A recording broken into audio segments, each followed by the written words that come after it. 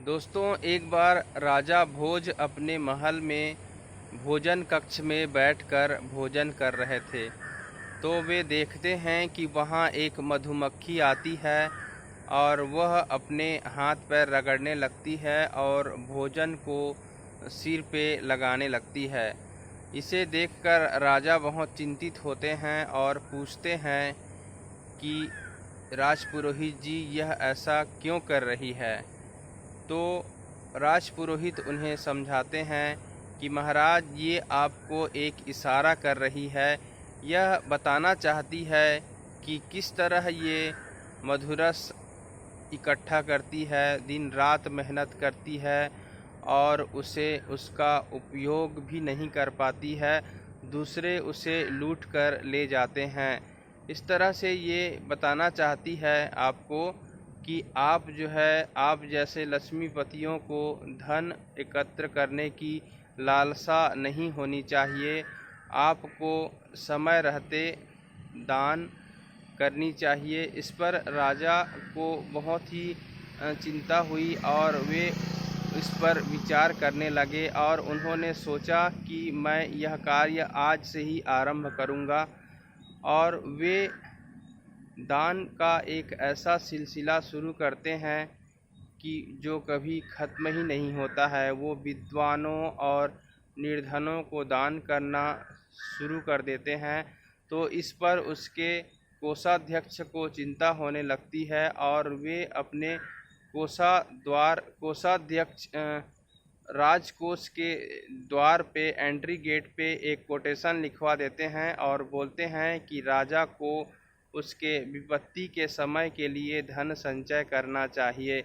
इस पर राजा देखते हैं और बोलते हैं कि, और उसे पढ़कर उसके नीचे ठीक एक और कोटेशन लिखवा देते हैं कि जिन पर लक्ष्मी की कृपा है उन्हें चिंता की क्या बात है। तो इस पर कोषाध्यक्ष फिर एक कोटेशन लिखवाते हैं और बोलते हैं कि विपत्तियों में राजा को धन की आवश्यकता हो सकती है।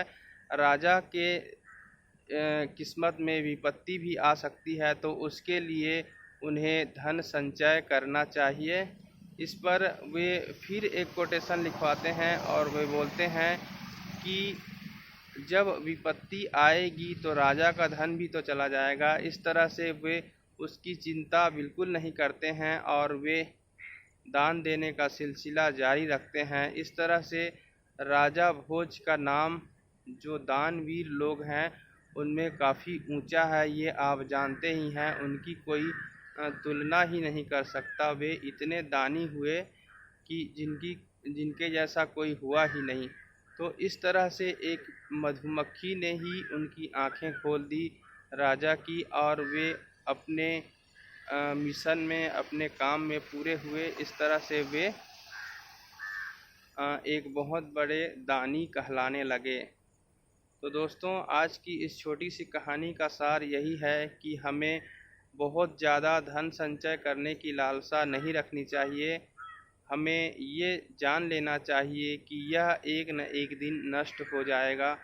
तो इस तरह से ज़्यादा उसकी होर्डिंग करने से कोई मतलब नहीं है। हमें जितना हो सके समय रहते चैरिटी भी करनी चाहिए, क्योंकि बोला जाता है कि यह जो चैरिटी है वो आपके लिए एक ऐसी पूंजी है जो आपको नाम शोहरत दिलाएगी। मतलब ये आपके स्वर्ग के लिए जमा पूंजी है। तो दोस्तों, इस पर और मैं ज़्यादा क्या बोलूं। हम मिलते हैं एक और नए वीडियो में एक और नए थाट के साथ। तब तक के लिए धन्यवाद। Thanks for watching. खुश रहिए, खुशियाँ बांटते रहिए और हमेशा मुस्कुराते रहिए। Thank you.